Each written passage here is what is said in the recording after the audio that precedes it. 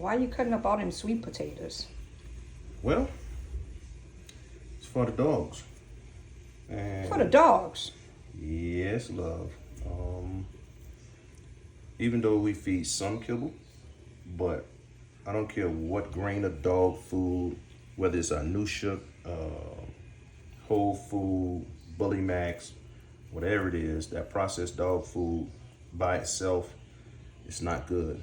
Over the long haul, you were talking about the dogs being as expensive as they are, and if you want any real quality life and quality time with your animal, with your bully dog, then you have to incorporate some things that are going to help sustain them, and their digestive systems are very sensitive.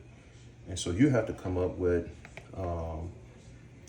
food that's enriched with vitamins and protein and nutrients, the things that they really need to thrive and excel. So our program is based on a lot of scientific facts and feedings that will help promote strong bone and health and performance. So you take our dogs who have a lot of drive and a lot of stamina, and it's not about weight pulling or anything more than doing anything.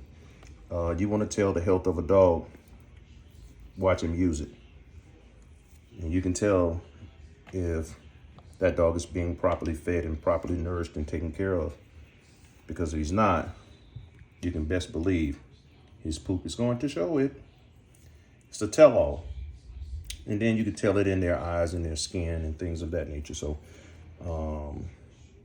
building a healthy dog, taking care of the dogs, making it a priority to take care of them because they take care of us. So that's what I'm doing, babe. Okay, honey. Don't look too interesting, but they seem to like it because the last time you did it, it was going in a flash. Oh, yeah. They love this. Blood Brother Kennels.